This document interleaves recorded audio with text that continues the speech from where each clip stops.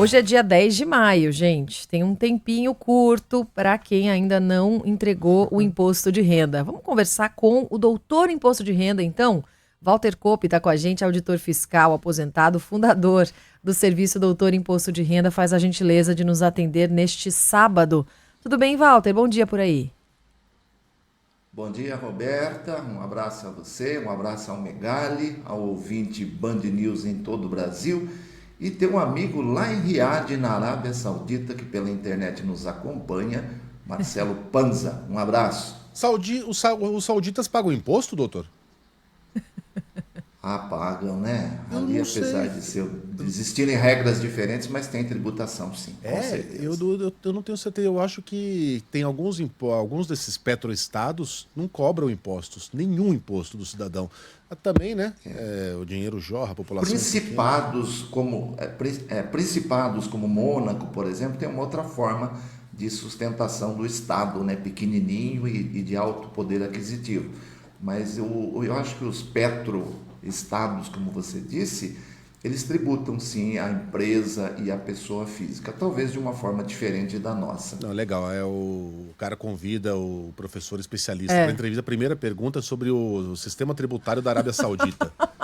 Aí não dá, né? Bacana, hein? Aí não Ninguém dá. mandou mandar beijo pro amigo de rir. Brincadeira, Exatamente. professor, brincadeira. Vamos lá, Rô. Professor, por que a gente é assim? Por que as pessoas demoram tanto para fazer uma coisa que, no final das contas, é relativamente fácil? Pois é um hábito, né? A grande maioria tem interesse sim de entregar mais rápido, especialmente se o resultado vai ser imposto a restituir, né? Nós temos uma pequena parcela daqueles que vão ter como resultado imposto a restituir, que preferem o juro Selic, que é significativo, e aí decidem realmente entregar no último dia para receber aí 5 meses de juro. Mas a imensa maioria é o hábito de procrastinar, de deixar para depois. Qual que vem sendo a maior dificuldade, pelo que o senhor tem observado com as mudanças que a gente teve na declaração para o Imposto de Renda 2025? Olha, no começo a gente acompanhou que houve uma dificuldade com relação à própria liberação das informações pelo fisco, né? A Receita este ano acabou atrasando em 15 dias, praticamente 15 dias, de 17 de março a 1º de abril, a liberação de todas as informações que estão na chamada declaração pré-preenchida, que é o quê? É a informação que o fisco já tem a nosso respeito antes que a gente faça qualquer coisa e informe qualquer dado na declaração. Eu acho que esse foi o principal motivo. Lógico, as novas regras de tributação dos investimentos no exterior trazem dificuldade, porque é muito novo, começou em 1º de janeiro ou 2 de janeiro de 2024. Mas esse tipo de rendimento ele está presente na declaração de apenas 5% dos declarantes. Walter, enfim, ainda está engatinhando no Congresso, né? Mas já foi apresentado o projeto que aumenta a faixa de isenção do imposto de renda e aumenta o imposto para aqueles que ganham mais de 50 mil reais. O que vai mudar caso esse projeto seja aprovado? O que vai mudar na declaração do imposto de renda para o ano que vem? Bom, a primeira e significativa mudança, primeiro que a aprovação deve ocorrer este ano, com algumas modificações daquilo que o governo originalmente gostaria que fosse aprovado, para que entre em vigor em 2026, ou seja, afetando já o bolso daqueles que recebem em 2026, mas em termos de declaração, só vai afetar efetivamente a declaração de 2027. Primeiro grande efeito é que um montante bastante significativo de declarantes que estariam obrigados a entregar pelo rendimento tributável, que é o que está sendo mexido na primeira faixa da tabela, vai ficar desobrigado. Então, este ano nós temos um número aí estimado que deve ser alcançado de 46 milhões e 200 mil declarantes. Isso vai cair bastante na próxima declaração que trouxer os 5 mil como primeira faixa, ou seja, IRPF de 2027. E outras, né? Muita gente vai ter uma restituição maior, porque uma faixa mais significativa do seu rendimento será tributado a alíquota zero. Eu gosto, Megali, de fazer essa colocação, porque como técnico que sou, né? Todo mundo fala em isenção da primeira faixa, e não é isenção, é tributação a alíquota zero. Eu estou pegando um rendimento que no seu todo é tributável, só que ele tem faixas de tributação. E a primeira, a zero, ela vai subir para R$ 5.000. Tem pergunta de ouvinte aqui, Rô. Tem? Tem. A Luciana, bom, sempre tem muita pergunta, né, sobre esse tema. Para quem tem investimentos em bancos e faz resgate, há algum desconto? Se esses valores podem ser aplicados na declaração e podem ser restituídos? E ela já manda um obrigada.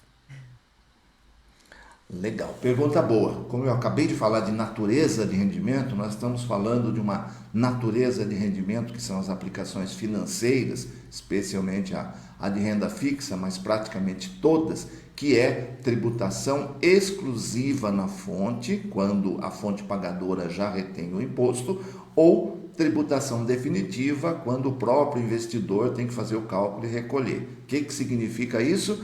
Que o valor descontado não volta para a declaração para ajuste. Portanto, quando você resgata um CDB, paga um imposto, esse imposto não será restituído. Quando você tem um ganho em bolsa de valores, você próprio faz o cálculo, você recolhe o DARF, não há devolução desse valor, porque é tributação definitiva ou exclusiva. Então, respondendo objetivamente, não tem restituição de aplicações financeiras. Quem entregou o imposto até ontem tem chance ainda de entrar no primeiro lote, professor, de restituição? Exatamente. Eu tenho acompanhado até, saiu na imprensa alguma coisa, eu não vi se oficialmente a Receita disse isso, talvez tenha dito que a possibilidade maior de estar no primeiro lote, primeiro, tem que estar dentro daquelas prioridades legais. Quem está fora da prioridade, chance zero de receber no primeiro lote, mesmo que tenha entregue no dia 17 de março, mas oficialmente não tem uma data de corte. É uma expectativa, sim, pelo tamanho, porque o lote ele é definido pelo fisco a partir do dia 10 de cada mês, com base no fluxo orçamentário. Eu tenho X bilhões para pagar esse mês, então eu vou colocando pessoas pela ordem de entrega, pelas prioridades, até fechar o lote.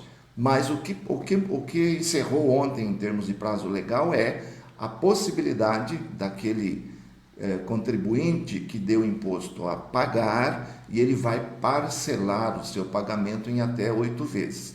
Quem entregou até ontem, sexta-feira, 9 de maio, pôde optar por debitar em conta todas as parcelas, incluindo a primeira ou parcela única. Quem entregar a partir de hoje pode continuar optando pelo pagamento via débito automático em conta, mas a partir da segunda parcela. A primeira ele tem que pagar manualmente. Diz aqui, eu não sei se o Barreto, nosso ouvinte, está perguntando ou afirmando, porque não tem. Acho que ele está afirmando, mas eu transformo numa pergunta aqui. Tem que colocar a opção Pix para ser mais rápido? Se você colocar a opção Pix, a restituição vem mais rápido? Este ano, desde o ano passado, que a Receita incentiva essa forma de restituição por 2 motivos. Primeiro, ausência de erro.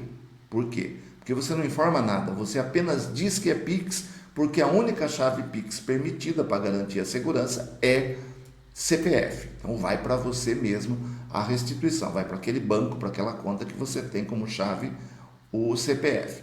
E o ano passado, quem optava no início da declaração pela pré-preenchida, também incentivada pelo fisco, ou no final para receber a restituição pelo Pix, tinha uma prioridade.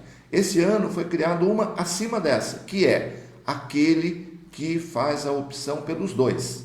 Inicia a declaração pela pré-preenchida e termina a declaração com restituição, escolhendo o Pix. Então ele fica ali no quarto nível de prioridade de entrega. Mas respondendo, tem sim uma prioridade amarrada ao uso do Pix. O Marco Souza, que está em Rondonópolis, falou que ano passado ele recebeu R$ 106 mil provenientes da venda da casa da mãe falecida. Ele tem que declarar? Sim, tem que declarar e tem que apurar se eventualmente essa venda teve ganho de capital. O que é o ganho de capital? Neste caso específico, a diferença entre o valor pelo qual o bem foi transmitido a ele no inventário e o valor da venda. Se entrou por menos de 106 mil e ele vendeu por 106 mil, em tese tem imposto devido aí e já está vencido. Por quê? O recolhimento não é na declaração, é no último dia útil do mês seguinte ao do recebimento do valor da venda. Tereza, para encerrar, tenho 70 anos, eu ainda preciso fazer declaração do imposto de renda? Eu gosto dessa pergunta porque há uma confusão. Oi, Megali, pode falar. Não, perdão.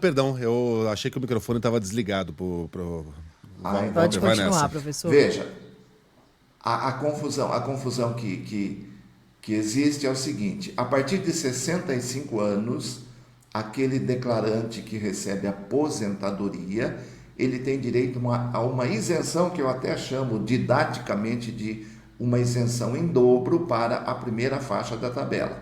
Até 2015, essa regra estava 100% correta porque era a primeira faixa. Agora, os 3 últimos aumentos, aumentou a primeira faixa e não aumentou esse valor da isenção. Então, você tem uma isenção de R$ 1.903,98, adicional porque você tem 65 anos e o seu rendimento é de aposentadoria. Então, isso gera alguma confusão com idade.